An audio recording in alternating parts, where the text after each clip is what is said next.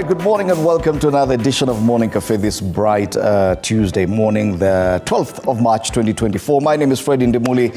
How hot is the coffee where you are? Oh yes, and I'm used to Stanley Nyarungiti. It's a Biashara Tuesday. Karibu sana, giving you tips on how to, better your biashara and also increase your pockets. Ongeza pesa. All right.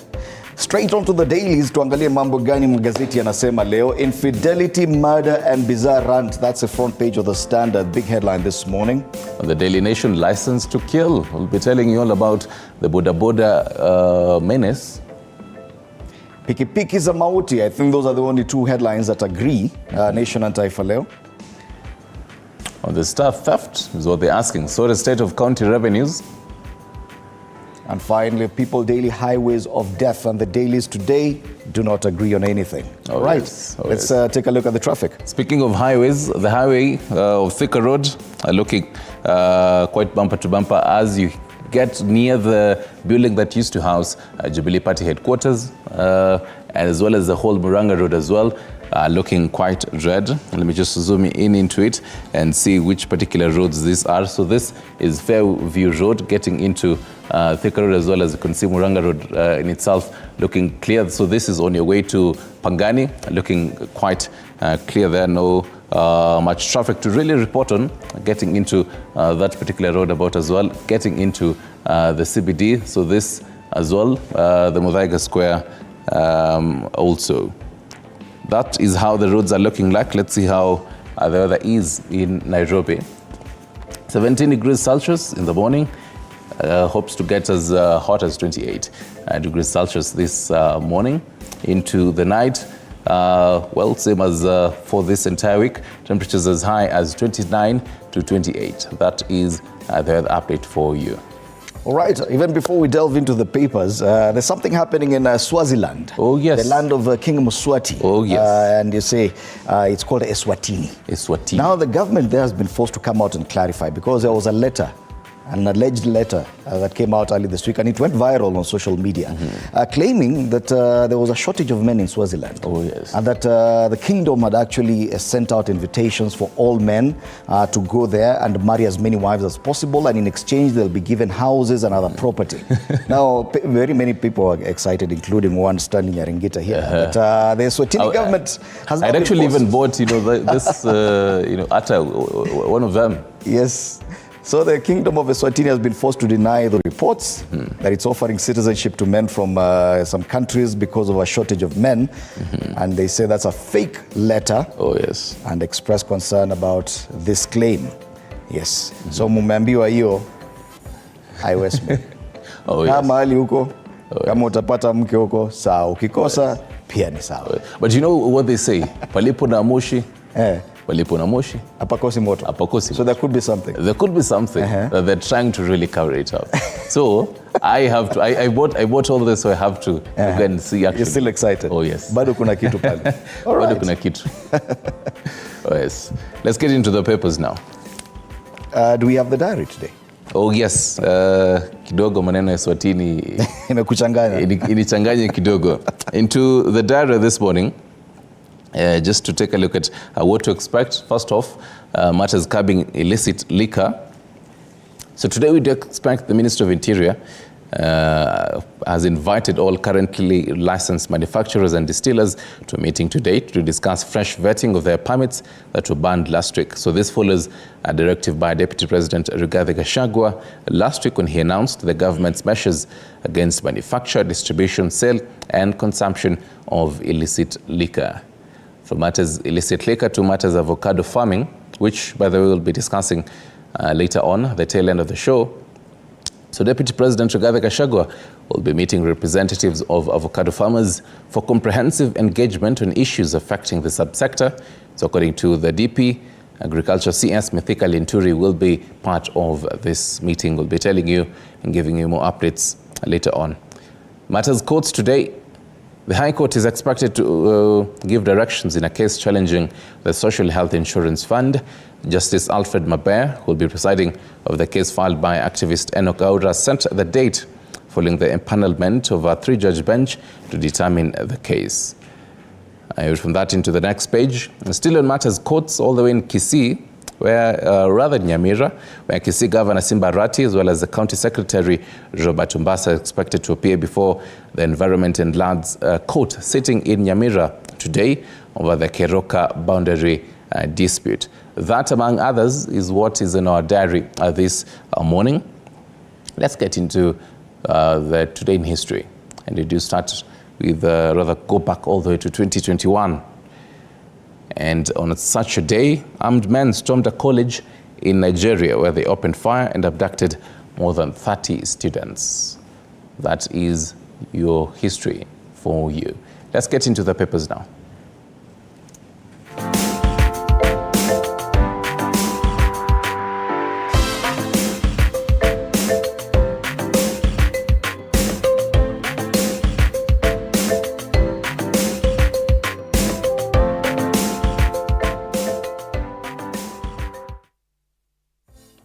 And this morning, the papers do not agree on much. We start off with the Standard: infidelity, murder, and bizarre rant. And it is very rare to see such a story on the front page of the Standard. They have a huge preference for political stories on the front page. But today, they talk about a crime of passion. Evans Kosgei made scary remarks about his wife, Jacqueline Kimayo, accusing her of cheating and warned of dire consequences on his social media platforms, tagged newsrooms and the police. Then he did the unthinkable, slaughtered his wife and hung himself. Stories on page 4. And it's a very sad story. And the image is there of Jacqueline Kimayo, 29-year-old, and her husband, Evans Kosgei, who's 33-year-old, both now deceased. The other story given prominence on the front page: Kuria Falls State's illicit brew fight. The Public Service CS criticizes latest government bid to tackle alcoholism in central Kenya and calls for soft and intellectual approach to the problem. Why is he disagreeing with the government? That's on page 8. Matters to do with Moses Kuria. Very controversial figure. More highlights on the front page of the Standard: my struggle to get a job after losing my leg. This is a story of 30-year-old Monica Jeruto, who's pleading for a chance to prove her ability after losing her leg following a freak border accident. Matters Politics: Azimio has picked a team to audit 2022 elections. This is in tune with the NADCO report that has already been adopted by both houses of parliament. An opposition coalition has named former Busia Senator Amos Waku and a former nominated senator, as well as a forensic expert, for the panel to audit the disputed election. Still on politics, what's cooking between Wanjigi and Oparanya? Yeah, matters ODM and succession politics. New twist in ODM succession politics as Deputy Party Leader Wycliffe Oparanya meets Jimmy Wanjigi of Safina amid his rivalry with former Mombasa Governor Hassan Joho. On the top strip of the Standard, the front page: what Ruto told Kenya Kwanza MCAs at State House meeting. They held this meeting yesterday morning, bringing together all Kenya Kwanza MCAs from across the country to meet the president. And yes, of course, finally, the great Arsenal. An image there of Kai Havertz, the newfound goal scorer for the great Arsenal. And they talk about a 3-horse race in the EPL with Arsenal top. And that story is on page 40. Are you ready for today, by the way, for FC Porto? Yes, of course we are ready. After that, what we did at the weekend, I think we have enough confidence. Sisi kama Arsenal. And that's a big story on the back page of the Standard. Just who will have the last laugh? That's the question. Will Arsenal, Liverpool or Manchester City win this year's Premier League? There's just 1 point separating Arsenal, Liverpool and Manchester City. Yes, just 1 point, because Arsenal and Liverpool are on 64 points and Manchester City on 63 currently. Yes, Arsenal are also pursuing their heroics of the UEFA Champions League, meeting FC Porto later this evening. And that's the Standard today. Right. Before we cross over to the Daily Nation, there's an interesting story on page 10 of the Standard. It says Haiti spirals to near collapse as gangs tighten grip on the nation. So they say Caribbean nation now closed or failed state as violent gangs control its capital city and bodies are piling up on streets. So they've pictured the gang leader there called Barbecue or Jimmy Cherizier. And they say if Ariel Henry, who's the Prime Minister, doesn't step down and the international community continues to support him, they will lead us to a civil war which will end in genocide. It's interesting because yesterday there's a whole conference where some of the European countries, including also US, were called in for this meeting, the whole Caribbean kind of meeting, discussing all this matters, just how to actually save them. Yeah, and I saw one envoy from I think the US. A former envoy to Haiti. Oh, yes. And he was asked about Kenya's intervention, and he said Kenyan police can't even protect Nairobi. How do they think they'll come to Haiti and do anything? And it was a very interesting. Anyway, we still wait to see what will happen. Oh yes, so this even as the Cabinet Secretary Interior insists that we are still going to send the 1,000 officers. And that in a nutshell is the standard for you. Let's get into something here, the Boda menace into the Daily Nation. They say licensed to kill. So directive to zero rate motorcycles saw sales spike and the ensuing chaos. And they call this an impunity. So they say boda riders across the country are a law unto themselves. Mostly unlicensed, they speed on the wrong lanes, jump traffic lights and ride on pedestrian walkways while carrying excess passengers and huge loads are right under the noses of police officers. And this has only served to fuel a trail of broken limbs, avoidable deaths, and devastated families. They spare pages 6, 7, and 8 for this story. They also give you the statistics where they say, just in a nutshell, motorcycles and pillion passengers constituted 8,432 out of the 24,312 road accident deaths reported between 2018 and 2023. So over the past decade, about 70,000 road accidents have occurred in the country, leaving more than 120,000 Kenyans maimed and 36,000 killed, many of them being the motorcycles. And they've pictured there, this is quite a very dangerous photo, by the way, a very, very dangerous one. A gentleman who has on his boda, how many? 1, 2, 3, 4, 5, 1, 2, 3, 4, 5, 6 bags of charcoal. And one of the charcoal is seated on the very top. And both of them are wearing masks. So it's very interesting that they're protecting themselves from... They're protecting their lungs. Their lungs and... Yeah, but everything else is at risk. And the helmet is protecting the head of the bike. At the very bottom scroll matters Haiti, what we're talking about. Haiti police deployment still on, insists Kindiki. More is on page 2. The highlights are on the left. First off, they say love is blind into the insert pages. And matters appointment. Kenya named new president of Open Society Foundations. So that is lawyer Banifi Noruiji will become the first woman from the global south to head the world's largest private funder of independent groups working for justice, democratic governance, and human rights. That is on page 9 of it. Right, let me have that load. Okay. So on the top scroll, my friend, student and savior, Ngugi wa Thiong'o, Ngugi wa Thiong'o, is a tribute to Henry Chakava on page 3. So this is one of those moments that I now look at Fred to give me some of these history lessons, because you always insist that After the show, you come for some lessons. Now I'll start charging you. Nothing for free. School fees lazima.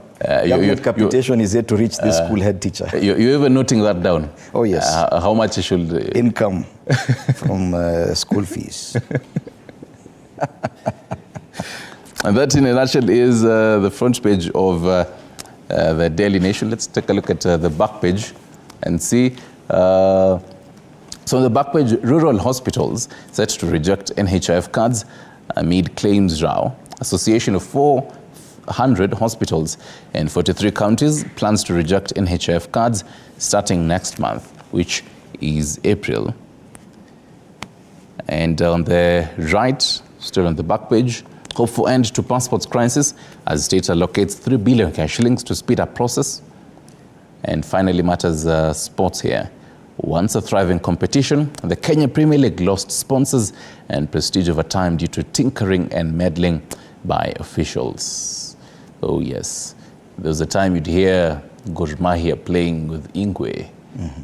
Oh, and either Nyayo Stadium or Kasarani Stadium will be full to the brink. You know, gone are the days. Gone are the days. We shall be back, though. Oh, yes. All right. Let's take a look at the Business Daily. And the story you just finished with, which features on the back page of the Daily Nation, is what is on the front page of the Business Daily. 400 rural hospitals to reject NHIF cards over 6 billion shilling debt. And they say patients to pay private hospitals in cash from Sunday. Association says members will opt out to cut losses. About 400 hospitals, private hospitals in rural areas, will from this Sunday not accept NHIF cards and demand that patients pay in cash over 6.1 billion shilling debt by the public insurer. Remember the SHIF, which is a new medical scheme. Deductions will begin this month, according to the CS for Health, Susan Nahumicha. Elsewhere, banks fight bid to limit right to sell loan property. Kenyan commercial banks have opposed a petition that seeks to compel them to obtain mandatory court orders before selling off any property charged as security for loans taken in the event of a default, in a case that promises a major relief for consumers should it succeed. An image there of a group of men taking photos of the moon. They say moon sighting in Mombasa.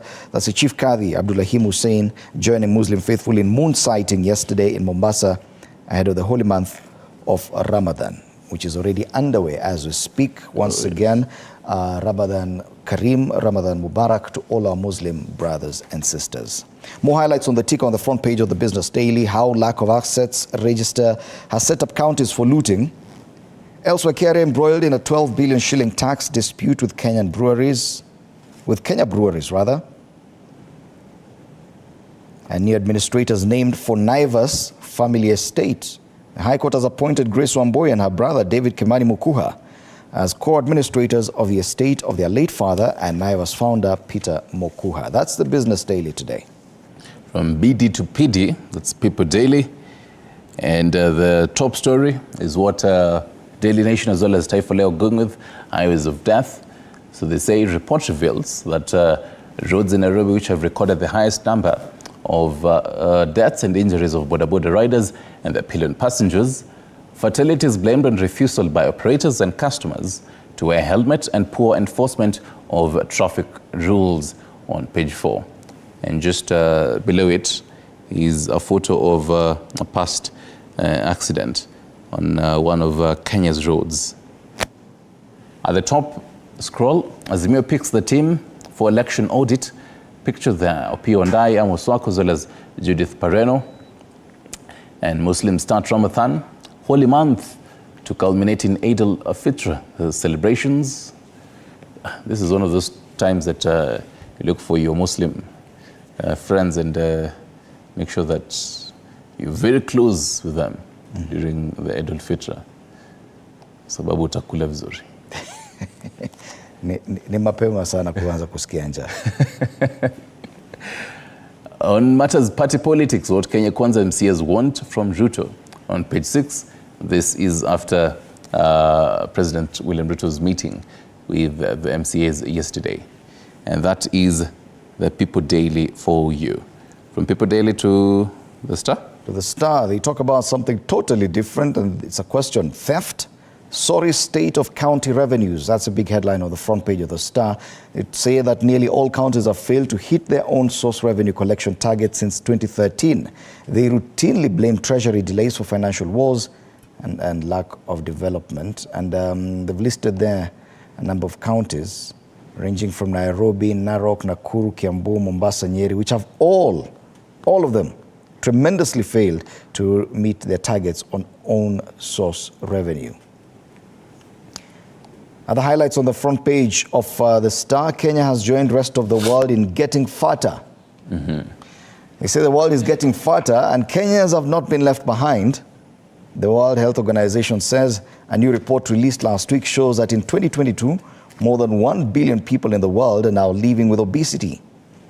The study also shows that even though the rates of undernutrition have dropped, it is still a public health challenge in many places. How about that?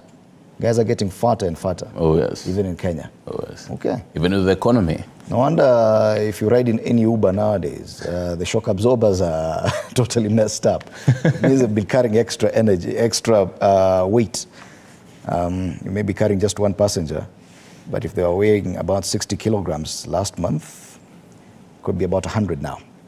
Other stories, widows fight over who will bury husband's body. And in politics, Gachagua changes tack in bid to unite Mount Kenya. That's the front page of the Star this morning. And yes, probably we take a quick look at the cartoons. Oh yes, I've opened, I do have for People Daily on page 10. I do have also the Star, will be getting into it. Can start with the People Daily now. One gentleman, the school principal, telling the student, go back and bring school fees. I need money to run the school. The government, go back, no student should be sent away for school fees. And the student in tatters there is confused and is wondering, where do I go now? This coming after the government's directive that school principals should not send students away due to a lack of school fees. That is Tano's take today. All right, the cartoon on page 12 of the Standard talks about Ezra Chiloba's exploits, his latest nomination as a Consul General of Los Angeles, and he's displayed there on a running track. He having jumped 2 other hurdles, that's the IEBC where he left under a cloud of mystery, and then also the Communications Authority of Kenya where he also left and another cloud of mystery. And you can see both on the Standard and that cartoon you're looking at, the Star, they have made use of running tracks. Oh, yes. They're calling that gentleman who's the athlete the man with the 9 lives. Oh, yes. But let's see if these others have 9 lives. That definitely has to do with matters, party politics. And on the track, it's written AU, and this gentleman is ready to run, you know, and he has probably his CV tucked in on his mouth, you know, between his teeth, and the other athletes in orange tracksuits are just warming up, ready to maybe take after him. Okay. Oh, yes. Actually, I think he's maybe holding the baton. Yes, yes. Supposed to hand over. Yes. For the next person to take charge and run. Oh, yes. But it's taking time. So he's wondering, so who between the two former governors actually is supposed to take over? And finally, on the Daily Nation, page 15, matters to do with Haiti and Kenya's involvement there. An image there of President William Ruto, a caricature of him with his hand inside a very hot grill, written Haiti. And there's a big brother, the UN, saying, yes, we value your support. And matters Haiti, making it to the cartoon on page 15 of the Daily Nation today. And that's wraps up our newspaper review this morning. Time for us to take a look at some of the news highlights as prepared for you by the TV47 news desk. Oh yes, just a reminder also, this gentleman will be coming in a little bit later on. Oh yes, on State of the Nation today we'll be having Gigi Kagombe Mpiga Tundu South alongside Daniel Orogo, political analyst, in studio later. You can be part of that conversation as well through our social media handles. Later on. Oh yes, later on we get into matters, the future of engineering. Today, this month actually, when it was starting, they were celebrating World Engineering Day. Yes, just getting to understand. They're actually expected to have, an engineers elections. So yes, we're just getting to understand what is their role when it comes to different infrastructure in the country. And later on, a fruit that I definitely love, avocados. Oh yes. Is it a fruit or a vegetable? That's one very important avocado. question. It has never been my favorite, but hey, it's a favorite of many, so yeah. We talk about matters of avocado. Today, Deputy President will be meeting with the avocado farmers as well as the Cabinet Secretary, Matters Agriculture, and Mithika Linturi. So, just getting to understand, what do the farmers who, farm avocados, what do they really want? How can they really get into it? Yes, that's the conversation we'll be having later on. All right, and of course you can be part of that conversation through our social media pages throughout this show on X, TV47 News, and on Facebook, TV47 Kenya. Up next, the news.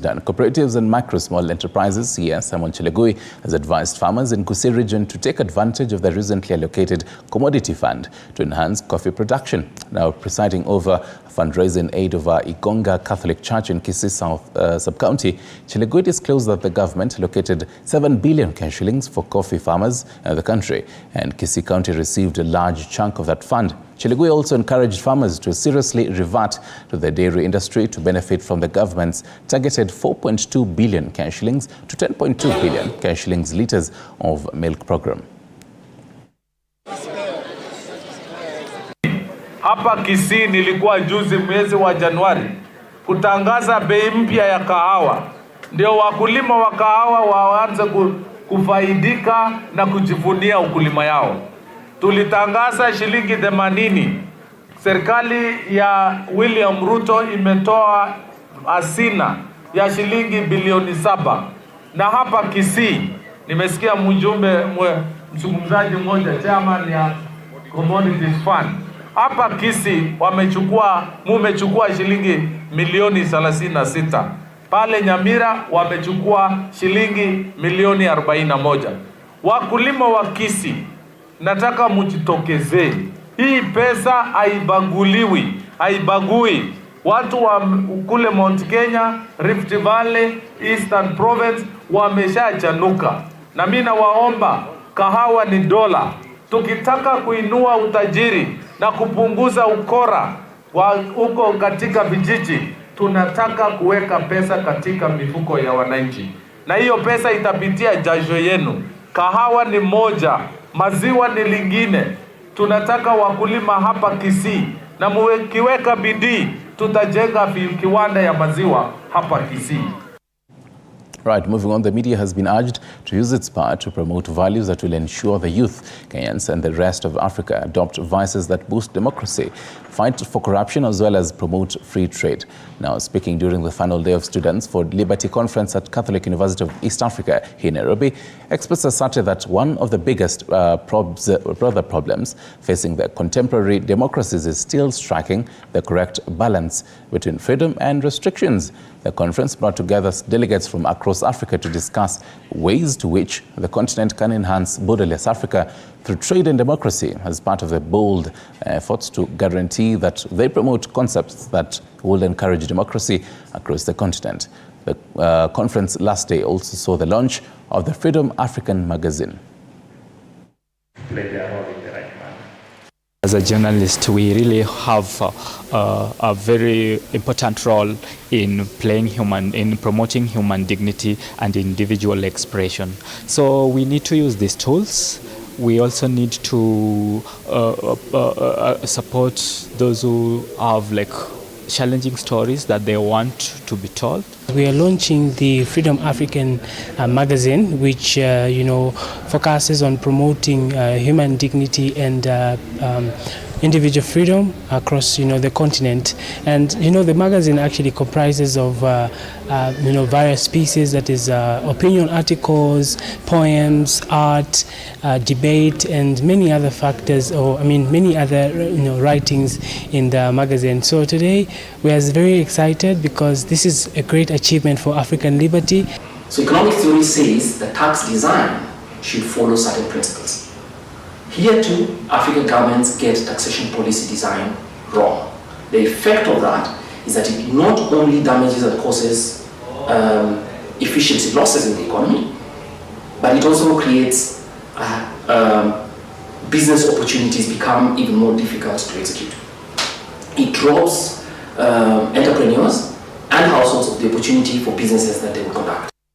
All right, let me take you to Vihiga County now, where the number of hospital deliveries is reported to have increased in the recent past, with 97% of expectant mothers in the area seeking delivery services from qualified healthcare workers.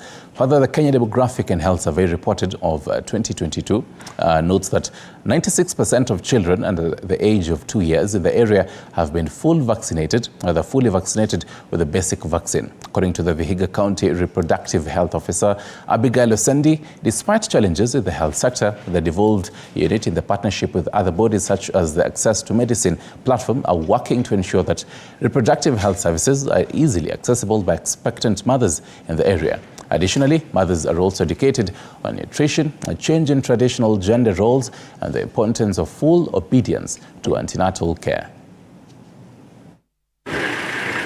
Right now, I can say if a woman comes to the hospital, whether delivery, hatutakosa oxytocin, hatutakosa pamba, hatutakosa whatever that woman needs to ensure that she gets safe delivery. During antenatal clinic, tunaweza kupeana the services required so that we ensure kwamba they are all wako sawa. So kama the IFAs, to ensure kwamba hana anemia, tuna prevent malaria, tuna ensure kwamba hana minyoo, tuna ensure kwamba ako sawa. Na pia tunasaidia kwa sababu kuna pia mambo ya linda mama ambayo inasaidia kwamba mama ako accessible to services. Na pia remember, services za maternal health ni free of charge kwa katika hospitali za county government. Issues around sexual and reproductive health, access to commodities, sexual and gender-based violence, teenage pregnancies, HIV infections, which are at a high rate right now, and that is why we decided to do this event differently, so that people from the community can be able to learn about these issues, to be sensitized from experts from the Department of Health and Department of Gender, so that they can know the services that are available in the county, and for them to know that it's their right to access those services. And to matter security, the Minister of Internal Security, Kithure Kindiki, has warned those trying to destroy the modern rail SGR, saying they will be treated as terrorists and face legal action. Speaking in Kambu Town, Makueni County, Kindiki promised to solve border conflicts between Makueni and Taita Taveta counties. He also emphasized that the conflict is a threat to security and is important for solutions to be found. He also argued that the government will not sit and watch illegal alcohol, drugs kill people. Wale wananchi ambao wanavamia reli na kuharibu muundo msingi wa reli, nataka ujue tendo hilo ni tendo la kigaidi. Those who are engaged in that activity are enemies of Kenya, just like terrorists. Any person found within the vicinity of a protected facility, including the railway, critical water reservoirs, will be dealt with in accordance with the Protected Areas Act. Ile sheria inalinda ikulu ya rais, usalama pale ndio inalinda hii reli. Wale watu wanavanda hizi kitu wanaenda kuuza chuma 1,000. Na wakimaliza hiyo wanaingia project zenyu za maji, wanaiba chuma ya maji, wanaiba panel ya stima. Kama mnataka kutusaidia, protect our projects. And the Green Thinking Action Party of Kenya leader Isaac Kalua Green wants the new founding relationship between President William Ruto and opposition leader Raila Odinga to be tailored towards improving the cost of living and promoting peace. Speaking in Nairobi during a book launch of Pastor Jamlik Munyas's 10 books, Kalua said the country is currently at peace due to the relationship between the two. Sentiments echoed by Jubilee Party Honcho Sabina Chege. To see revival in this nation. Right now, there is a lot of peace in the country because there are two groups, warring groups, that are already speaking together, working together towards achieving the bigger dream of our nation. Take advantage. Our country must remain peaceful. The future of our country is dependent on the peace and the leadership and the leaders keeping to the dream of the nation. their own personal dreams and being consistent to the promise that they gave to their own people. And for the leadership is anointed by God. And myself and a few people that I came from my Jubilee party, you know, we have had our own share of drama. We were in Azimio and we believed in Baba, by the way. We were not pretending. Tukamsukuma kwa mulima, tukaanguka, akajichora kamutu tu hapo. Na Mungu akabaki kuwa Mungu, si ndio?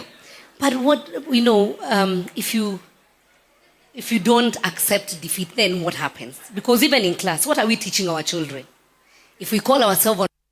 Now, ministers of the previous government have criticized the Kenya Kwanza government for imposing high taxes to the citizens. Speaking in Karama in Meru County, the former Minister of Agriculture, Peter Munya, and the former Minister of Health, Mutahi Kagwe, criticized the taxes imposed on farmers, saying that the government should come up with ways to improve farming in the country. They also called upon the nation to rebel against the Hustler campaign and focus on building a healthy and functioning nation. Wamekuja kutusupport from the hapa.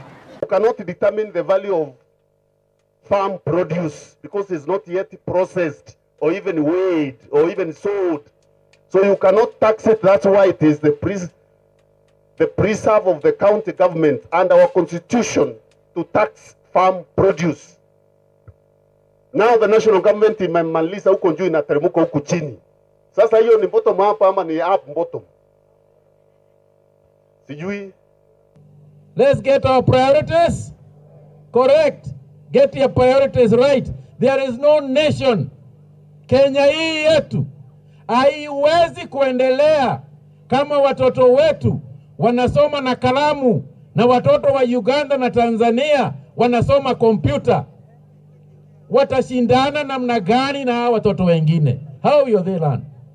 Hiyo ndio sababu unaona tunasema watu wanasoma, alafu wanakuja, wanasema tax people before they earn the money. Hiyo ndiyo kisomo yenu hiyo. You tax people before they earn the money. And that is why the purpose of our education must be now going forward to move the Kenyan nation from one of hecklers and hustlers to one of a working and wealthy nation. We want to transform ourselves from a hustler nation to a working and wealthy nation. Now, Interior Cabinet Secretary Kithure Kindiki has disclosed that the Kenya-led Haiti mission is in the pre-deployment state. Speaking on Monday, Kindiki announced that Kenya will be joining an international mission to Haiti and that all legal matters had been resolved. Kindiki stated that the deployment was made possible by the reciprocal agreement that Kenya and Haiti signed on March 1st, as mandated by the court. Kenya's willingness to lead their force was supported by the UN Security Council, and the deployment was subsequently approved by Kenyan Parliament. Kenya is anticipated to send at least 1,000 police officers to Haiti, the Caribbean nation where gangs have taken over major towns and other areas.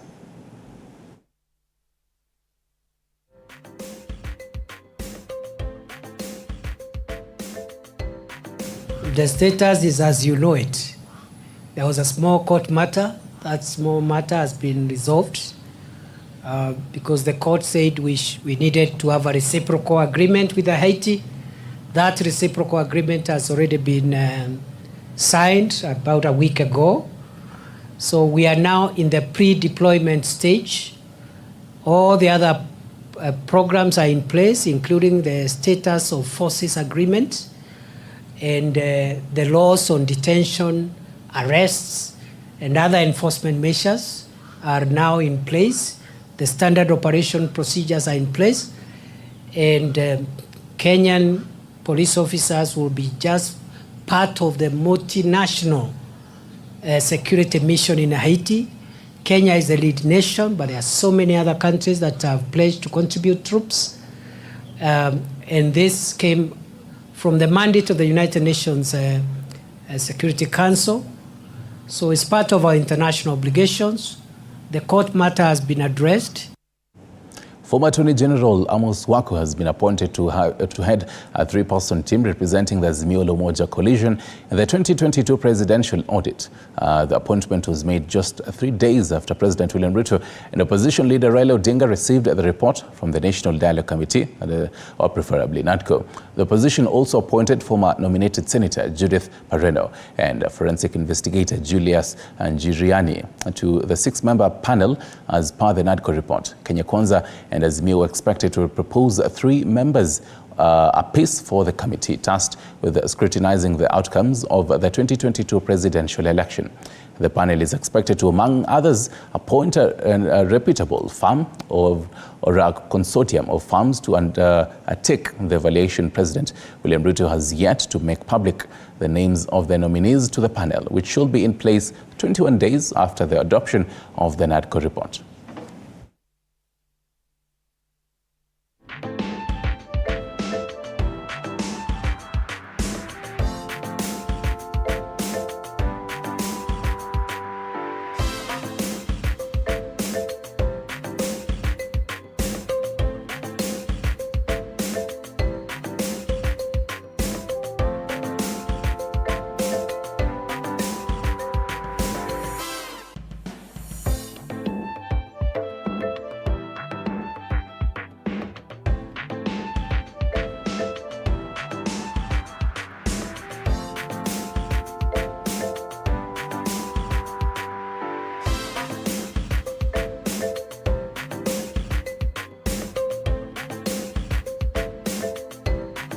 Right, that and more in the State of the Nation. More context of those particular stories coming up in the State of the Nation. Daniel Lerogo, political analyst, right here with us. Gigi Kagombe, Member of Parliament. Gatundu South will be joining us a little bit later on. Fred Ndibuli will be taking over for this conversation. You can always be part of this conversation. About 2047 is our SMS number.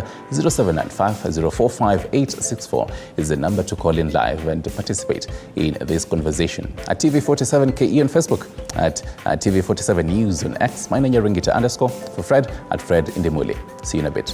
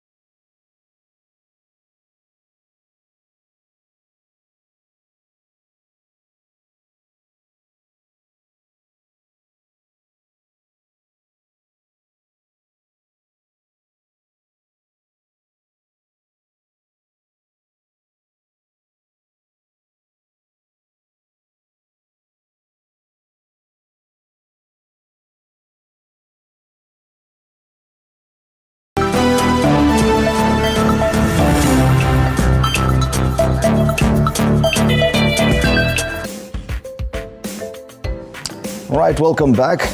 You're watching Morning Cafe on TV 47 with me, Fred Indemuli. Time for us to take a look at the state of the nation. And with me this morning is Daniel Orogo, political analyst. Karibu sana. Good to have you in studio. Asante, good to have you this morning. It's a pleasure to be here always. Yes. And if you look at the headlines today, the dailies, they don't seem to agree on any particular big news story. And I have a hypothesis that I want you to dispute or agree with. And that we appear to be entering in, or to have entered a phase of relative political calm. And probably this is informed by Raila Odinga's bid for the AUC chairperson's position. And but I'm wondering at what cost, because it would appear that everything has taken a back seat. Now it's the AU position that everyone is focusing on, and the questions that people need to be asking, the kind of questions that Raila Odinga could raise and therefore make it to the front pages are no longer being asked. Is that correct? Well, I think that is relatively correct, but of course it is subject to scrutiny. I think we've been on set always. I mean, last time we were here, we were questioning on the civic competence of the Kenyan populace to independently engage in political discourse without not really being hyped or being led by, political personalities. And I think that seems to be true because in the backdrop of this, still talking about the high cost of living. We are still talking about massive job losses. We are talking about nurses that are yet, to be employed, those that are in internship, and a call for strikes on different, industrial action for different causes.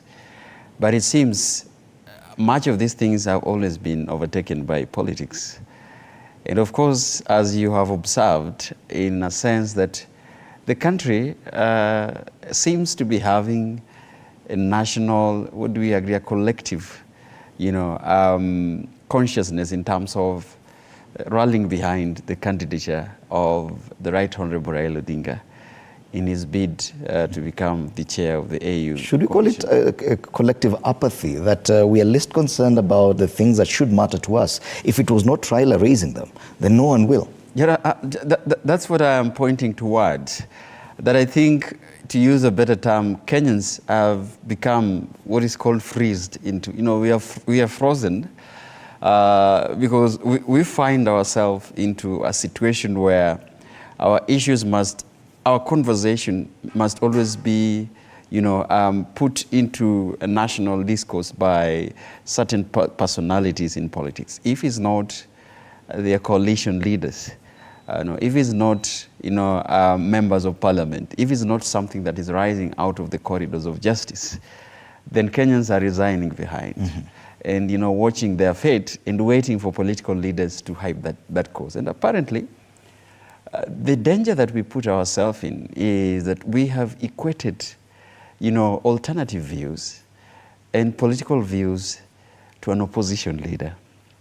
Ideally, I think that is a democratic process where we expect that the opposition leader would put the government to task and will rally troops behind, always to be looking like there's a confrontation between, opposition and government in terms of holding the government to account. But I think in the absence of this, then the framers of the Constitution had envisioned ideally that we would have a majority and a minority in parliament. And this majority and minority in parliament, for example, the majority would always be questioning and putting the government to task on behalf of the citizens. But that structure doesn't seem to be working the way it was supposed to. That structure doesn't seem to be working. And again, we scrutinize that structure sometimes here. And then we even ask ourselves then, do we have a real national parliament? Do we have a national assembly working on its course? Do we have members of parliament who are independently thinking, for example, about holding the government to account? In the absence of that, then the framers of the Constitution again say that then now we have committees in the parliament that are quasi-judicial, right? That has got the powers to summon members of parliament, that has got the power to summon cabinet secretaries and heads of parastatals and different institutions that should be delivering to citizens.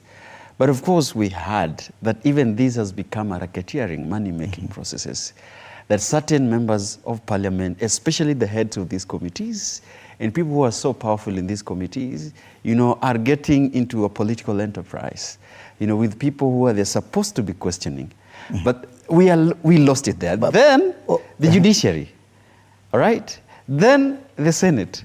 Then the independent, what we are calling as the independent offices that are envisioned in the Constitution. What I'm saying is that our political system is no longer. When it comes to Parliament, I think we gave up a long time ago. We do not expect anything tangible from there. But when you look at the opposition now, because there's a lot of talk about succeeding Raila Odinga, but this succession does not appear to be exciting enough. Are they losing or missing the opportunity? Because yes, there's a vacuum there, and power abhors a vacuum. Someone must come in and take over that. There are very many people seeking to replace Raila Odinga. How come they're not taking this opportunity to actually do it? Those are the names we should be reading on the headlines, not just in terms of succeeding Raila, but really raising the issues that Kenyans should be talking about right now. Because I think one is that it's quite evident that the succession politics in all these political parties, in coalitions. I mean, we are having it internally happening in the Orange Democratic Movement, which has been a party that has been a little bit formidable for some time. We have, probably after KANU, Ford Kenya and the rest, ODM has a face. ODM, there's a name recognition to ODM. And it's a party that probably from 2005 and so, until this particular election, we would be expecting that political parties with that kind of, establishment, they will definitely, if there was no proper succession, plans in it, then it's bound, to have some squabbles, which if not carefully handled, then this one is becoming a beginning of a deathbed of the ODM party. If it's not really handled properly. And it has been a story with you've seen different political parties die because of the squabble, especially either when, the party leaders or even people who matter in those parties transition or exit. Then the squabbles within the internal dispute within, everyone holds. Ford Kenya was broken into three, Ford Asili, Ford Kenya, and the original. There are so many political parties. Jubilee. Would we say that probably is because of the focus, much focus on party positions instead of the work that actually an opposition outfit should be doing? Because Raila Odinga was beyond a party position. Yes. He was actually the face of opposition. He was the face of criticizing the government. He was the face of a revolt against the government. But the current crop, the ones who are looking to succeed him, appear more keen on occupying party positions as opposed to actually doing the real work that the opposition should be doing. And I think that is the big conversation. And I would even say that, I would even add that then who has the political chest to stand against, to brazenly stand against the government and bear the brunt, as Raila has done. And I'm not saying him as Raila. I'm just saying that, he has grown, in the opposition politics. The name recognition that we've seen is someone who's bared a lot of brand in terms of, getting himself on the line, for so many things, standing when Kenyans required him most, especially when they need to join others in the ushering of multi-party democracy. Jailed for a number of reasons, still stood up.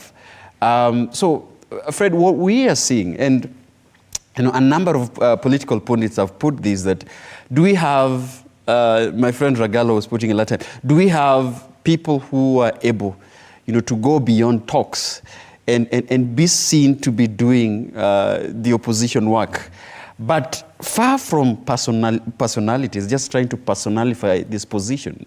One of the things we would really shy about is, are we having the political parties function within, the prescription that is designed for political parties according to the Act?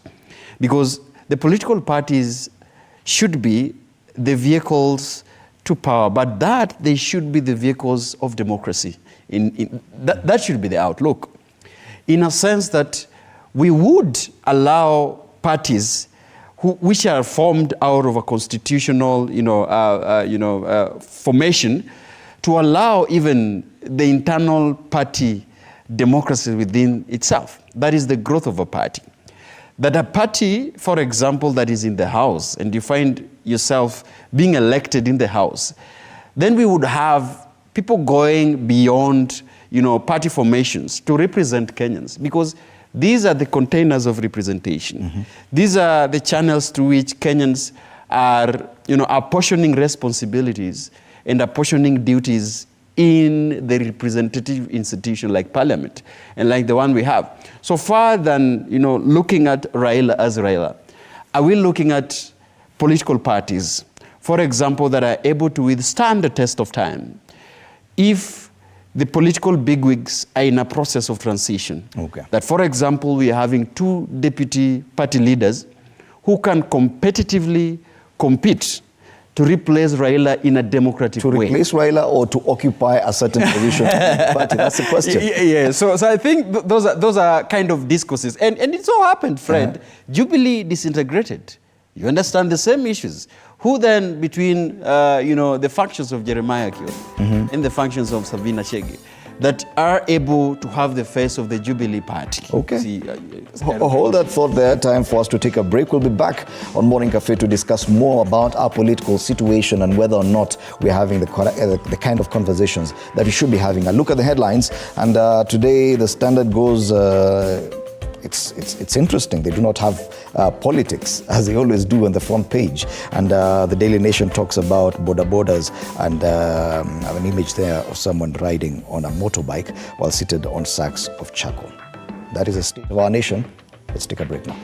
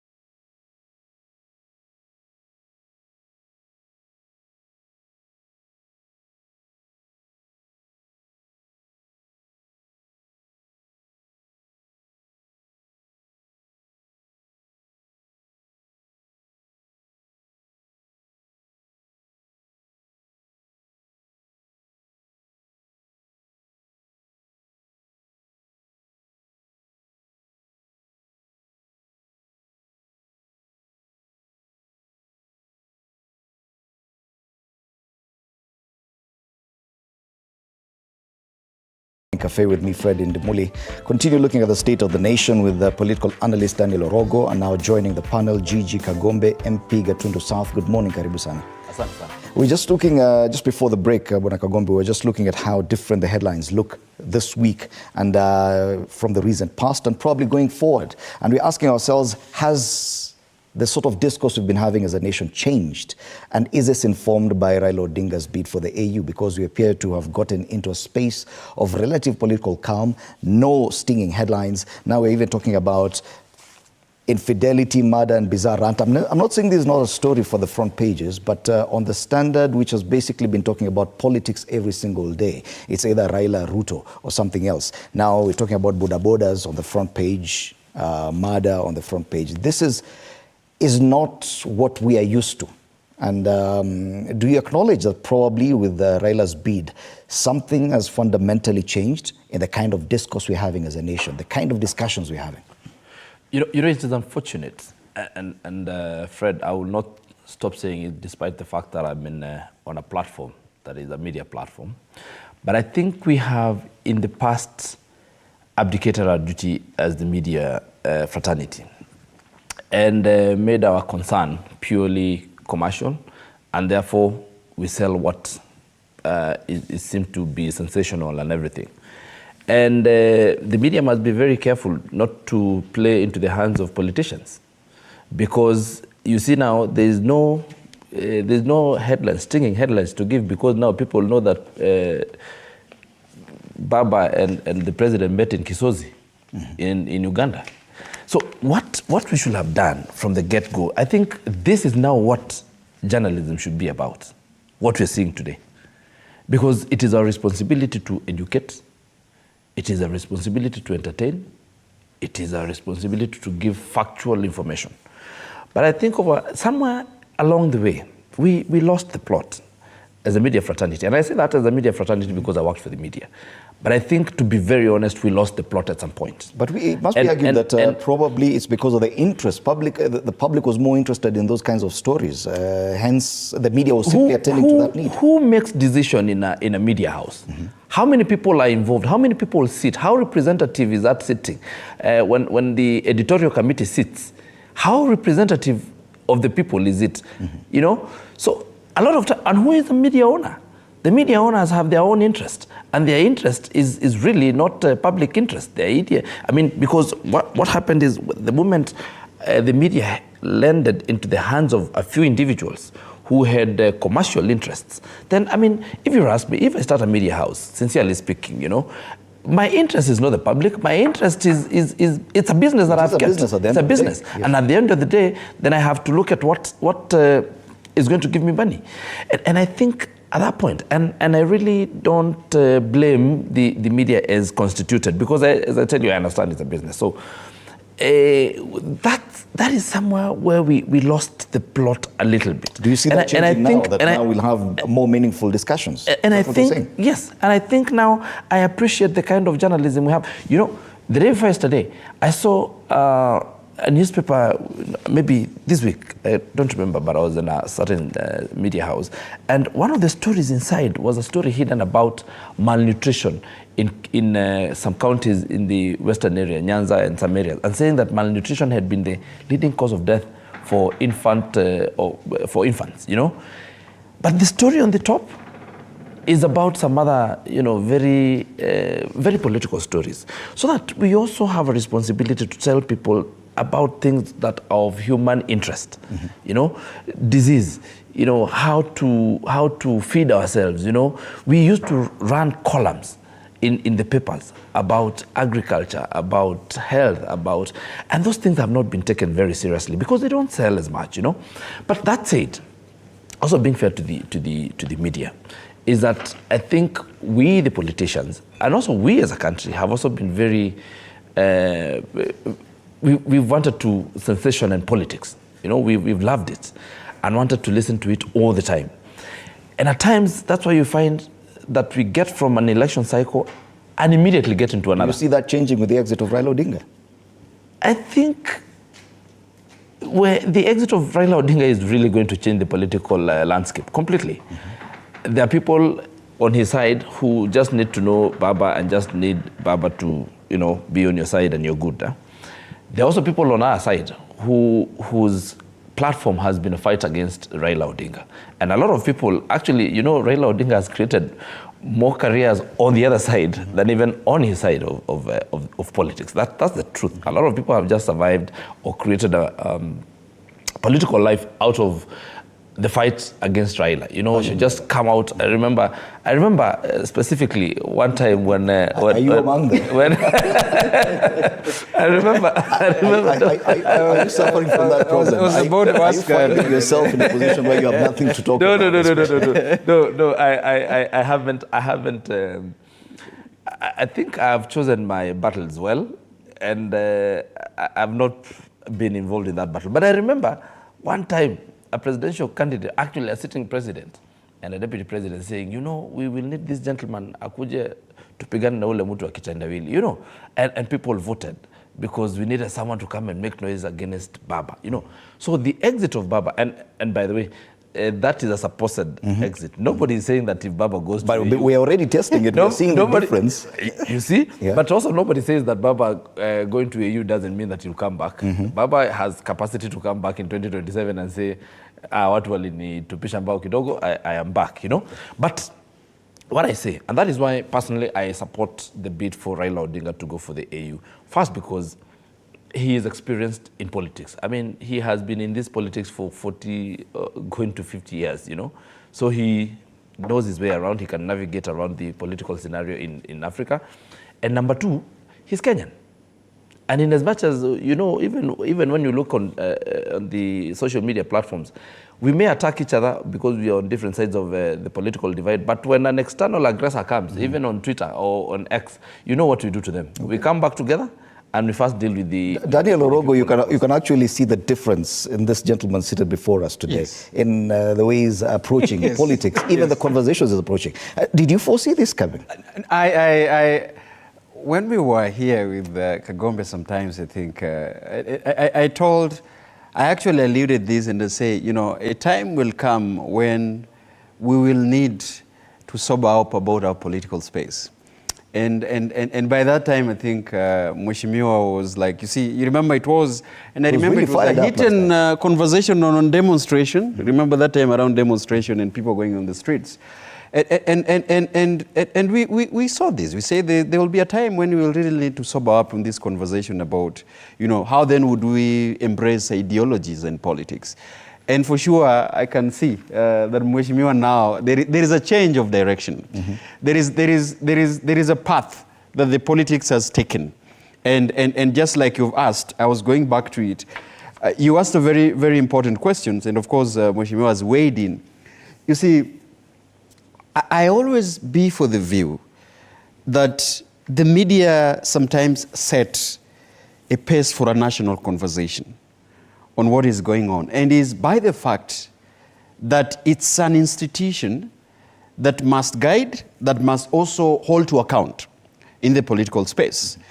And I say this sometimes, that it is our responsibility when we are called upon as political leaders and as national leaders, as civil servants or any society that you belong, that if there is an agenda that is put forward for a conversation like we have today, it is upon us to debate and give the view and probably guide the national discourse that have been set. So I'm always disdaining against any form of infringement of the space that the media has, because at the end of the day, it is the only institution that sometimes we have. When the opposition and government are in a political enterprise, there must be a space that holds us to account. So I agree with him when he said that there is there is an enterprise that the media is, because money has to be made and has to be sustained. But again, there is a direction that we have to take to shape that conversation, that it has to guide. But the other thing is, what about Kenyans? What about the consumers? Because reading today's articles, I think is one of the pages, where University Dawn is questioning, why would Kenyans fear, or why would the world fear about the coming, for example, of artificial intelligence? The question is, do we have a populace that do not appreciate to research, to content, to read the most important stories, for example. Why has this exposed our bad side of not always going out to read or not always being objective in our conversation? It's the same question I'm asking that you're putting today. What has Kenyans been excited about? What has been shaping the conversation that Kenya has? Is it stories of human interest, like femicides, or like suicides, or like the rise of alcoholic in some, in coastal areas, in central, in western? Is it the rise of teenage pregnancy, or is it sensational politics that we consume that sets a national discourse of a conversation that is going on? Okay. It's a very important question. Yes, the interesting bit is that the headlines have totally changed. These newspapers, you'd think they come from Rwanda, because Rwanda, they rarely mention politics on the front page. Even in Uganda, they talk more about crime on the front page. But in Kenya, it's always politics. And today, we're talking about murder and license to kill boda riders across the country. But there's one story on the front page of the Standard that we could still look at it from those lenses. And this is where Azimio has picked a team to audit the 2022 election. It is not a story that would have been entertained by the Kenya Kwanza side previously. But the current shift would have, or appears to have made some concessions. Kenya Kwanza probably now is able to entertain some of these discussions. Bwana Kagombe, the opposition coalition has named a former Busia Senator Moswako and a former senator, as well as a forensic expert, for the panel to audit the disputed election. This is not a conversation that Kenya Kwanza would have entertained a while back. And I'm asking, has it gotten that far that we are now able, Kenya Kwanza side is able to entertain some conversations with a possible exit of Raila from the scene, that Kenya Kwanza is now more comfortable to entertain some conversations? You know, two things. Politics, first of all, is a game of numbers. And in the past, people have lost elections, and in as much as Baba says disputes in the last 3, 4, 5 elections, has disputed the outcome of the elections, more often than not, he has accepted that anyway. We had, I want you to look at the elections of 2002. After the elections were announced, the major contestant, who was Uhuru Kenyatta, came and conceded defeat. And therefore, it was not in doubt who was in government. We knew now Kibaki was president, and everybody accepted. Even those who lost, who did not support him, they were like, okay, it's okay, we have agreed.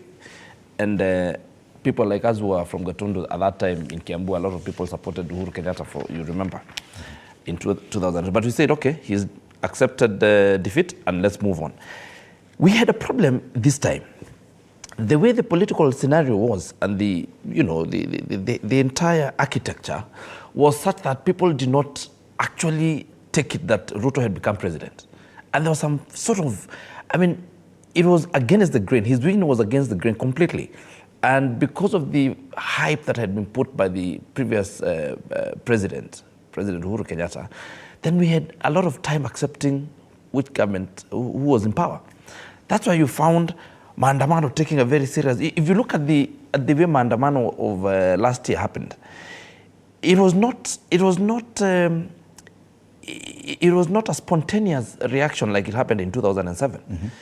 This was someone just thinking, but how have we accepted the presidency of this gentleman? No, we must dispute it.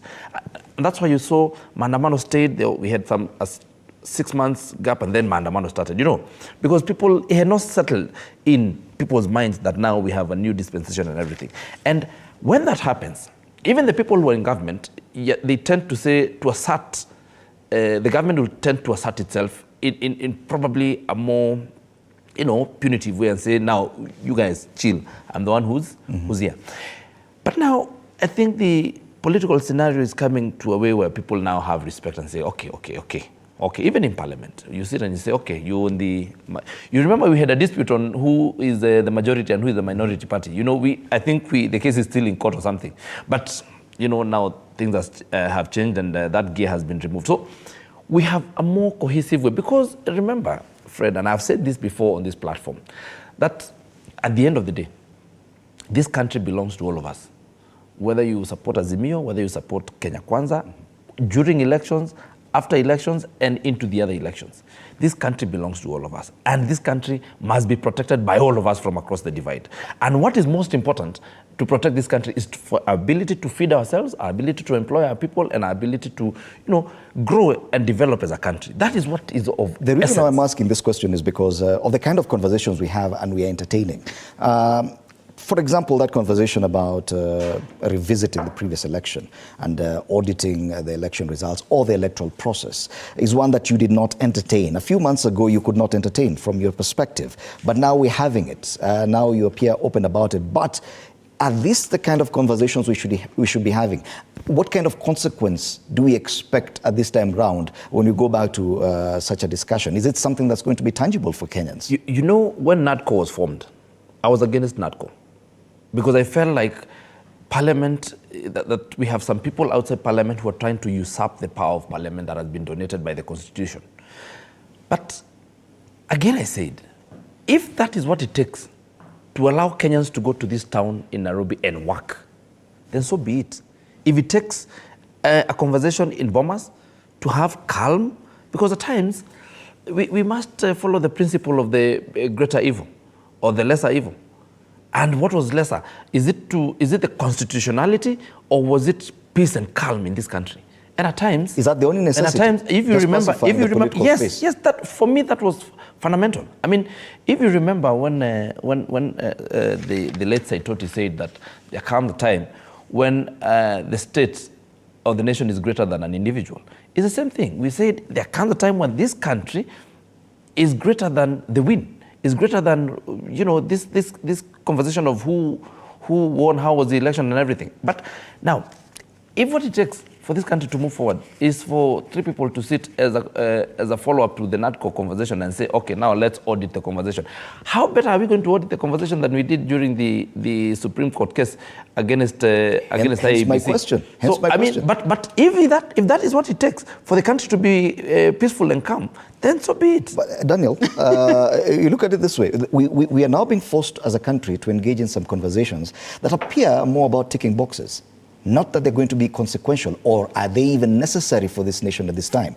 9 bills, different bills, under the NADCO report. He says, Bwana Kagombe says, it is simply to pacify the political space. Those 9 bills will come at a cost. This audit of elections will come at a cost. But it's a matter of ticking boxes, not necessarily that the country is in need of having this discussion. Is that the right way to go about it? No, definitely not. 2 issues come to fore in form of this discussion.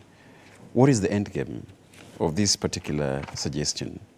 I keep asking every time that we are here that we seem, and from the admission of Mheshimiwa, we seem like to pacify the political space, that then we should consider mutilating the Constitution. Apparently that is what it sounds, and it is not being said properly. That we had a panel that was constituted, in the selection of IEBC commissioners, constitutionally. The panel that was appointed by constitutional means provided by the law. And then we sit somewhere and then say that because of, some expediency for the peace and the sake of this country, we need to do away with the panel and now reconstitute another process that is bipartisan. And that needs to be passed to the parliament, to sanitize that particular process, and then it continues. I think when you are asking about the direction we are taking as a country, that the citizens and the populace, are consuming so much of political tones and tones without questioning the legality of these processes, then we are staring to a crisis. Sometimes, and we differ on very many things. Sometimes I agree with, the direction of what Mweshi is suggesting. For example, I was for the opinion that people have a right to protest about the outcome of election, right? That I agreed with. But I said again, even in the way of protesting, that particular protest, just like it's a constitutional process, it must birth something that is constitutionally accepted. So here we are as a country. We have set a precedent in this country where somebody loses election. And it's not been for the first time. It has been, and I'm not saying about a certain individual, I'm just saying we are teaching a generation and a future generation that it will be okay to run for a president, to run for a senate, and to run for a member of county assembly. And if you lose that election, you can rally troops to go to the streets and you can have a negotiation on your way and mutilate the constitution. Precedents, number one. And like I've said, number two, what is the end game of this particular initiative? If this we are clear about why are we putting in this committee, all right, it is for auditing of the elections and looking at the servers and all those things. And like you said, it was not an agreement on certain political factions. It is now accepted.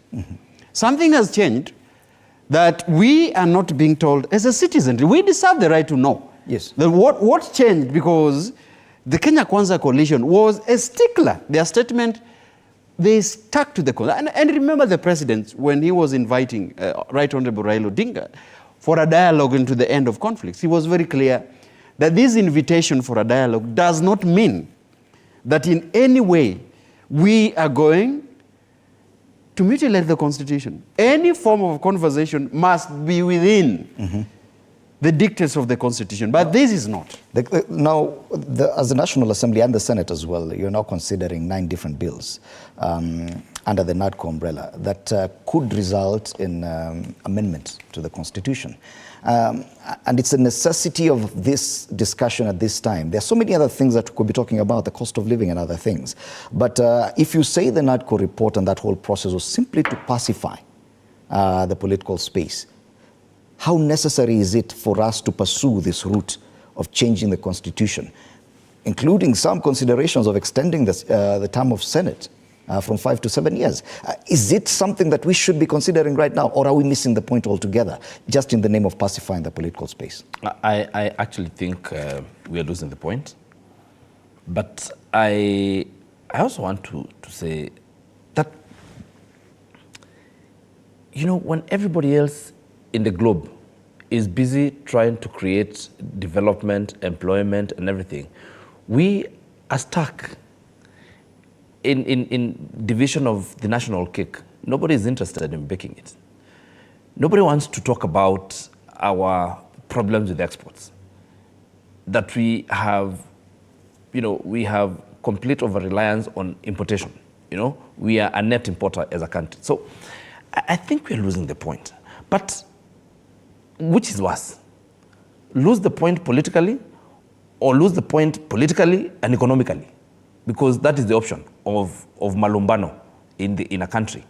And therefore, when I look at, and I hear what Dan is saying about constitutionality of a lot of these things, but one of the pillars of our political dispensation is something we call public participation. And public participation means that, who is the public? When we had, you know, almost half of the country voting one side and the other one this other side, then that is by itself is public participation. It tells you that there's something that there was people who needed to be represented in this particular way, you know.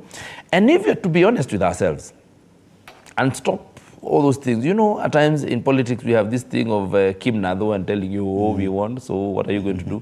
If we stop that thing and think about this country, you want to listen to what those other people are saying. What exactly, what is this that these people had seen on this other side? You know, at times after some time, when everything crystallizes, you want to find out exactly what it is that they had seen. Could they be right? Could they be wrong? What is it? Then probably when you look at it, then you interrogate it, and then you say we probably need to interrogate our political systems ourselves and how we have done politics in the past. And you know, there's politics as is and politics as it ought to be. Mm-hmm. When you say about constitutionality of the processes, then I would ask, why did we change the constitution in 2010? We had a constitution that worked.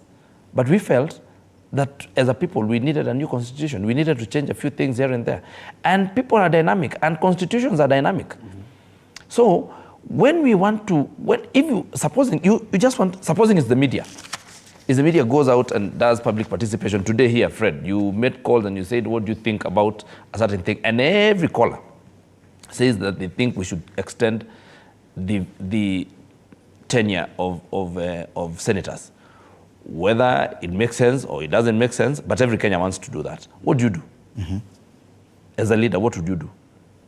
That is what we call public participation. And public participation means that you give Kenyans what they want. That's why we say there's no representation. There cannot be. Are you saying, for example, because now the Kenyans have been invited to take part in this process, they said for a natural process of a bill in Parliament, public participation has to be there. Of course, Azimio side is contesting this. But if Kenyans are called to give their opinion and they say, we're not interested in this discussion you're having, will it end there? They are the supreme people. Okay. The only thing is, how do you do public participation? Is it actually the voice of the majority of Kenyans? But if you establish that that is the voice of the majority of Kenyans, then Kenyans have the supreme power, even over the constitution. The whole, I mean, every power is vested in Mwananchi. So if in a process, and that is why that has been I'm a stickler to the law, and I've said it even in the past, that if the people, the majority of Kenyans, spoke and said that this is the government that we want in place, then period. That is it. That is what the Constitution says, that the power is with the people. And even when the people want something that it does not make sense to you as a political analyst or to me as an economist, but Kenyans have said it, the only option you have is to, if you did not tell them and convince them early enough for them to vote in a certain way, then it is too late. They have spoken and you must listen. That is our constitution. Okay. Now, one of the conversations that I myself have been really arguing that we should be having, and I appear to be a lone voice in this, is the issue about delimitation of boundaries and review of boundaries. The deadline has lapsed. No one is talking about it. Yes. No one is even screaming about it in the headlines. We have defied the Constitution without consequence, as it is right now. No one is yet to move to court to seek an advisory on this issue. Those are the kind of conversations Kenyans should be having. It is about representation. It is about resource allocation. It is a one man, one shilling, one vote debate that people have been talking about. How come even the Houses of Parliament, with the knowledge for over 14 years that we need to have this by a certain date, right now they're just scrambling to sidestep that and move to other conversations? How come we're missing the point on that? And it's exactly what I told you, Fred, that we set a precedent before, that there are certain issues you can bypass within the law, that certain individuals are above the law and they can get away, with this kind of... We can avoid whichever inconvenient conversations for now and just look for yes, easy way out? I think that is, it seems we are resigning into fate of understanding that, you see, every part of this particular, constitutional provision must be looked within the scope of who is politically correct. You put us into tasks sometimes here, you are asking us, and I think we were with Mheshimiwa, whether do we need a political solution to sort a constitutional crisis, or do we need a constitution to sort out our political crisis? Those kind of conversation that between the egg which comes first, you'll never find that kind. But I think you've seen a trend, and I'm still going back to it. And probably I foresaw it in my remarks saying that we have been very comfortable as a citizenry and have resigned to a certain situation where, and as long as our presidency is within our confines, as long as governorship and as long as this position still stays with people that, even if we don't know them, personally, but at least if they belong to certain, constituency of ours that we feel safe, then that is okay. Whatever they do is up to them. Whether they violate the Constitution, whether they do this, Kenyans have gotten this kind of cocoon. But then, let me come back to something that you mentioned here before, and Mheshimiwa has weighed into it. The need for the timing of a constitutional conversation, all right? Mahesh has just said something very interesting that, of course, cannot be let go without scrutiny. I agree by the fact that this particular constitution, it must be reviewed, it must be amended, and that it must be put before the Kenyans to see what particular part they want to amend, right? That has been a long time. We are past 10 years that are provided for constitutional amendment in chapter 16. In fact, we should have. The question has been, what process and who leads that process? And this is the quagmire that we've been. I agree with him. But I also want to ask, is it becoming clear that the Kenya Kwanza administration is directly implemented what they fault Uhuru Kenyatta administration on constitutional review process? Right? This is a question we must ask. Do you remember the failure of BBI in the corridors of justice? The ruling that was meant all the way through. One, there's an allegation, and there was clear evidence that this was a process that was being steered by a member of executive, who is the head of state. And through either proxy or through other political party-friendly people. Is it happening? It seems to be so. Still the case. We are looking at a situation then, if, Mheshimiwa, I agree that sometimes we need to review. Why is it a conversation about certain elements of changing the constitution, including incorporating and amending the office of the official opposition, the office of a prime minister, expanding the executive as well? Was this not part of the BBI? That Kenya Kwanza condemned, in fact, put into a conversation and saying that certain people are being given an office in the expense of those who do not. Okay. So if we really, and I agree, sometimes I think we double speak, and the most important thing for political relevance for politicians. But must we question as Kenyans, at what point do we get the feedback from government? Okay. Is it time for the Kenya Kwanza administration, just as they were campaigning, to go back to those particular county forums and say, colleagues, dear fellow men and women, we thought that this could have worked.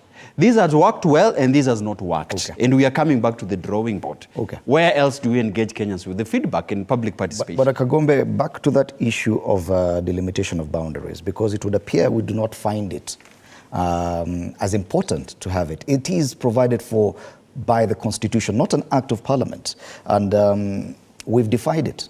No consequence up until now. Is it that politicians, and this is across the political divide, are finding it a rather inconvenient conversation to have? Because it touches on issues of representation. As it is right now, 26 constituencies, if we were to stick to the Constitution, should be scrapped because the boundaries are due for delimitation. These constituencies do not meet the population quota. And that touches on each individual's representation.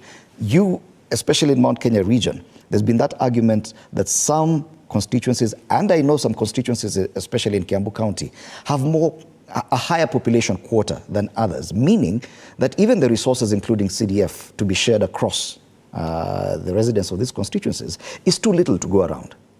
How come this conversation is not at the heart of what parliamentarians are handling now? You know, Fred, two things. One, the law was made for the man and not the other way around. Man was not made for the law. And that's why we sat and said, okay, now we want to change the constitution that guides us. Now, do we have a good constitution? Yes.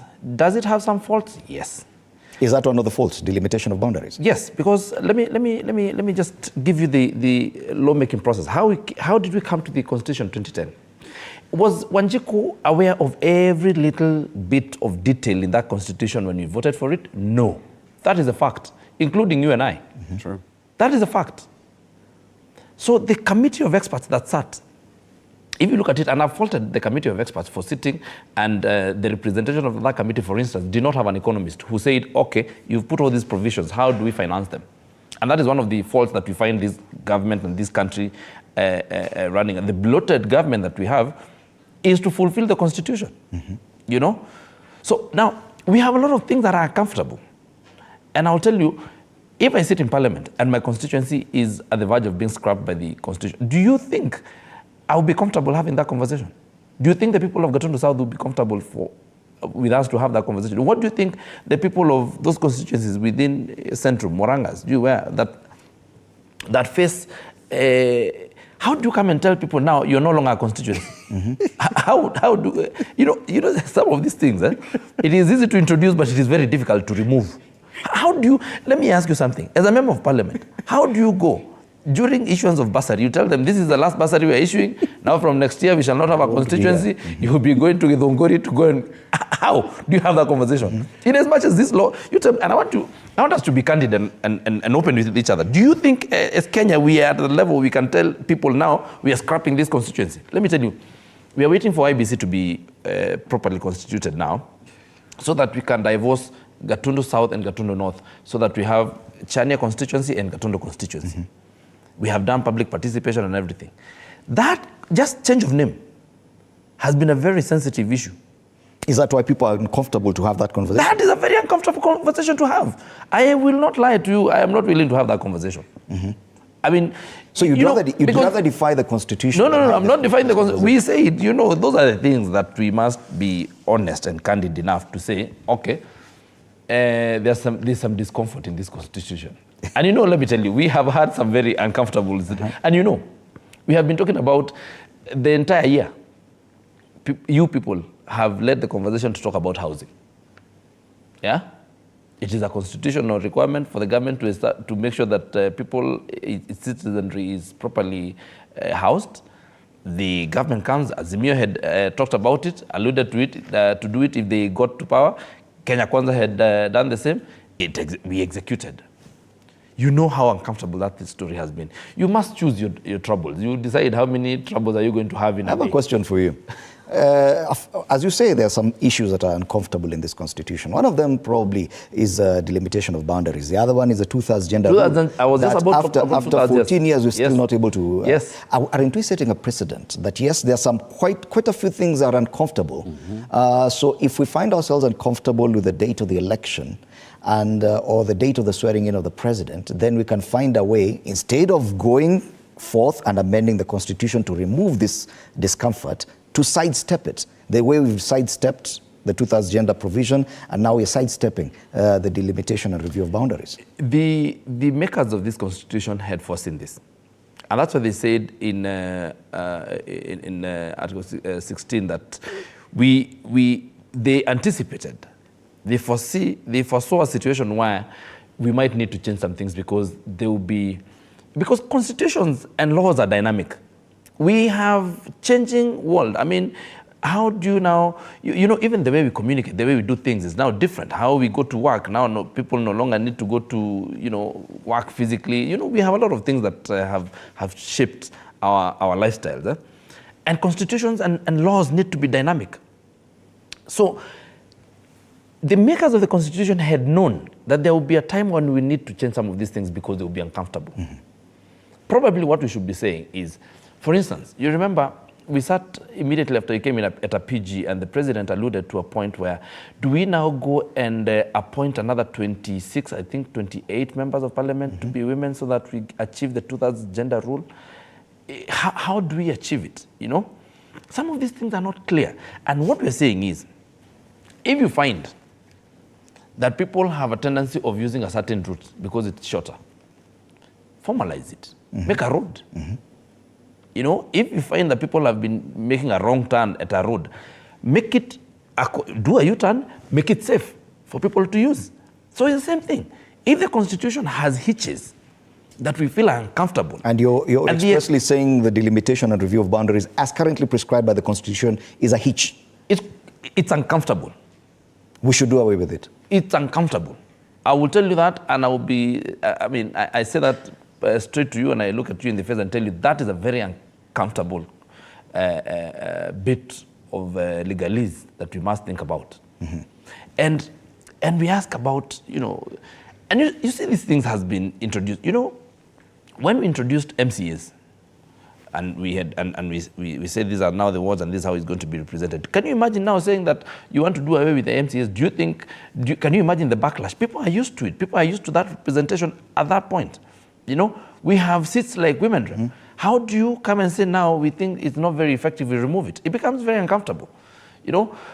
So we must agree that this issue of public participation is very important. We need to keep listening, and our work is to make laws.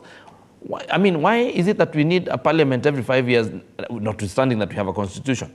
Because we need to keep changing the laws. Okay. That's why we need to keep amending the laws, because Hold that thought, we have some breaking news, and we'll come back to this, but we do have some breaking news because I know this also is part of our headlines, and it comes from Haiti. And Haiti's Prime Minister, Ariel Henry, has resigned. This is news we're just receiving now. Haiti's Prime Minister, Ariel Henry, has resigned, and the 75-year-old tendered his resignation after the CARICOM, which is the regional bloc of the Caribbean, leaders held a summit on the situation in Haiti, where gang-led violence amid repeatedly postponed elections has caused chaos. Ariel Henry, it should be remembered, is a gentleman who was in Kenya a week ago to sign that reciprocal agreement with President William Ruto, which would have allowed the deployment of Kenya's police officers to Haiti to try and stem the wave of violence in that country. And questions are still being asked on the legitimacy of that deal signed in Kenya. Ariel Henry, up until today, has not been able to return to Haiti. Once again, Haiti's Prime Minister Ariel Henry has resigned. And this is according to Mohamed Irfan Ali, Guyana's president and the current chair of the Caribbean Community, CARICOM. How this will affect Kenya's deployment of police officers to that country remains to be seen. And probably this gives us an opportunity to move to that conversation as well. Now that conversations are changing. Another uncomfortable one. Another uncomfortable conversation as we come to the end of this conversation. Yeah.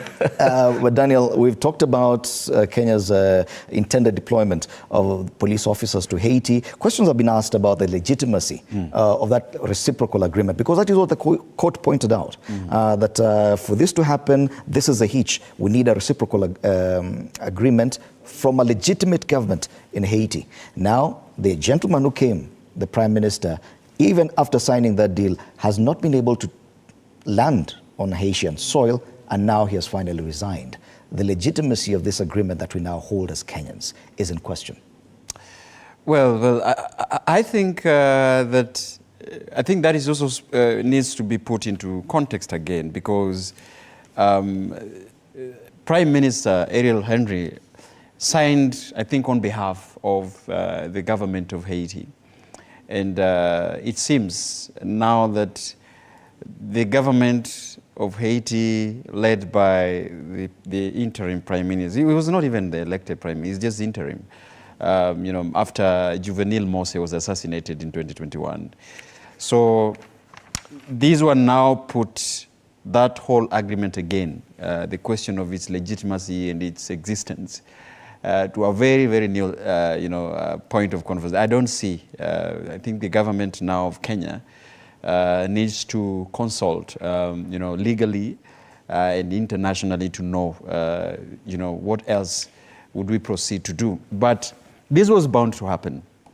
Yesterday, of course, CARICOM convened, a meeting to discuss Haiti, and Anthony Blinken, I think, was headed to that particular meeting.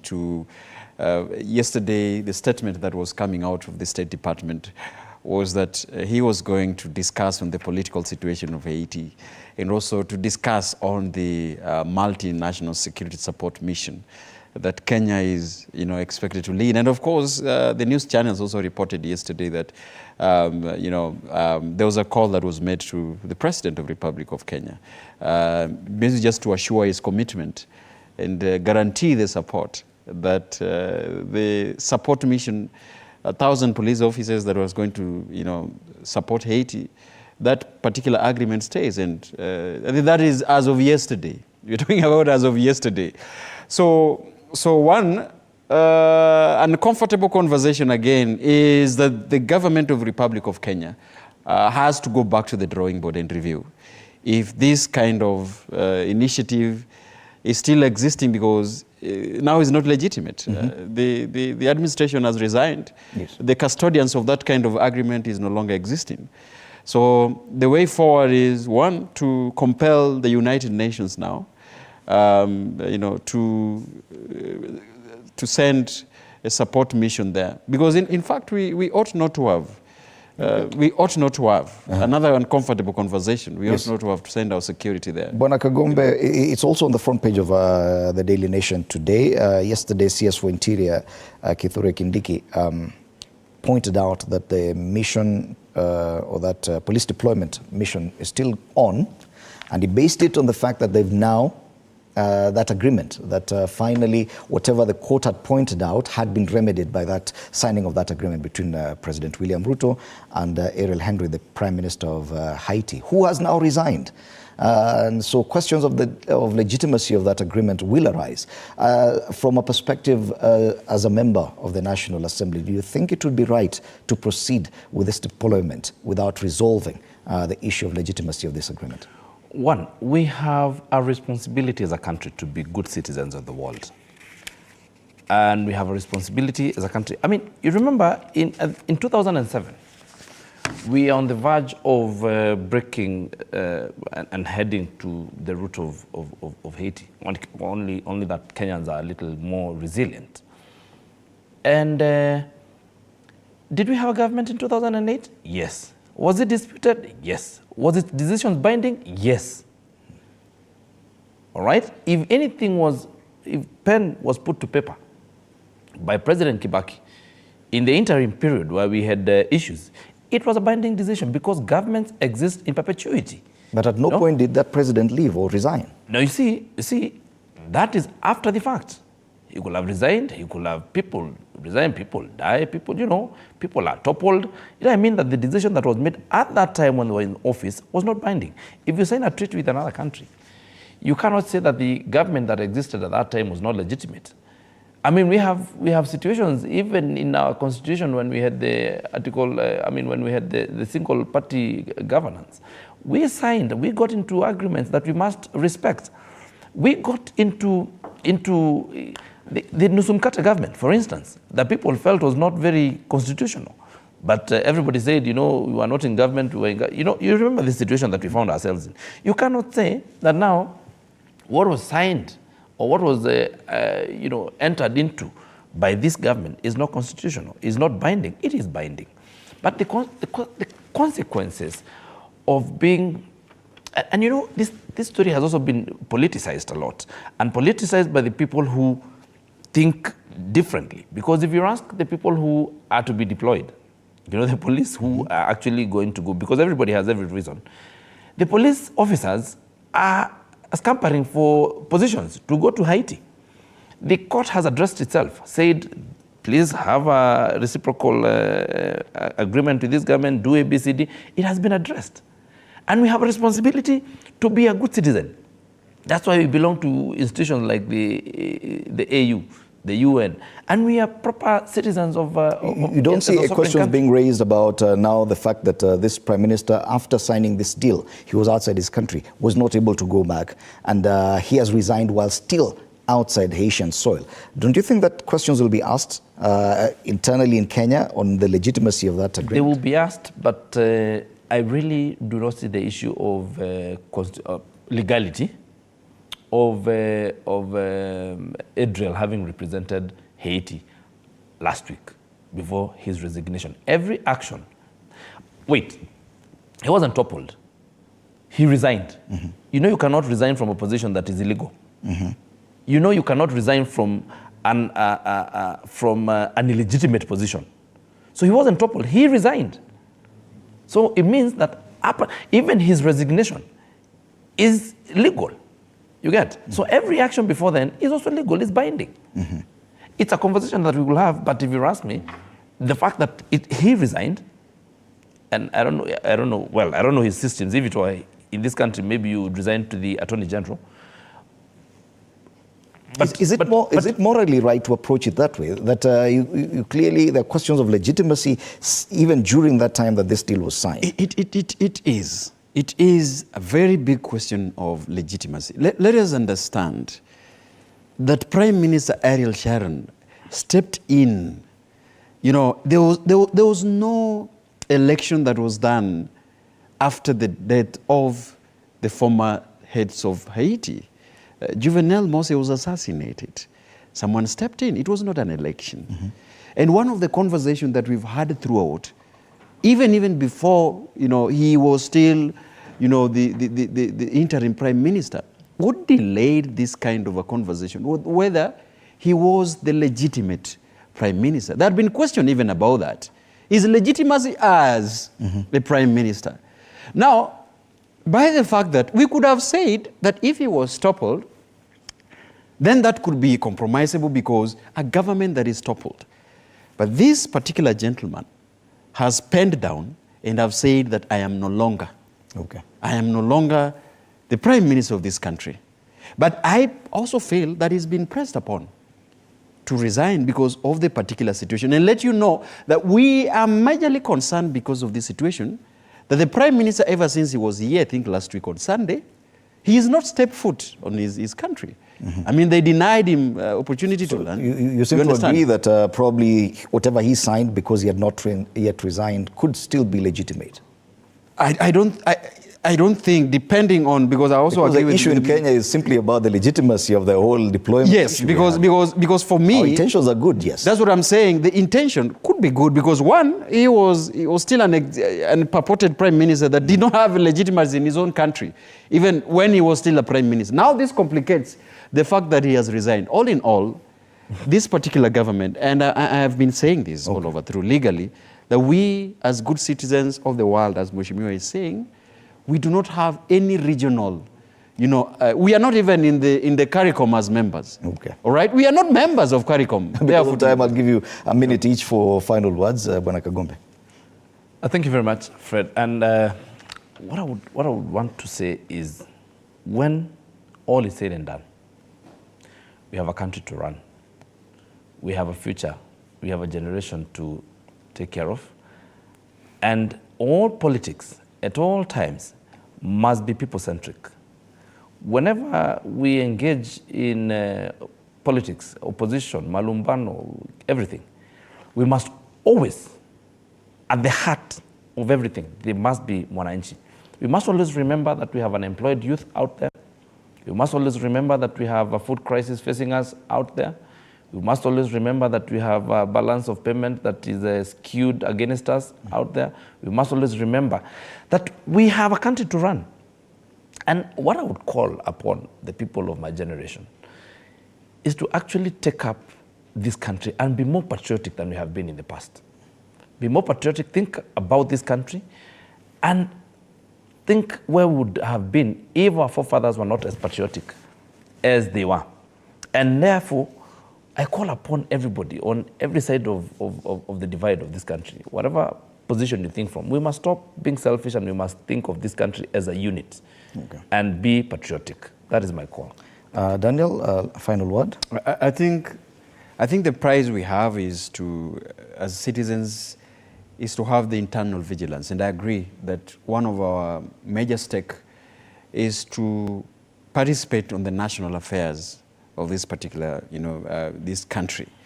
Our patriotism, has been said, must be measured by our ability to speak truth to power and to question when the power is not delivering. I think as a country, let us move forward in a united front, because we are a republic, but of course we are a democratic nation.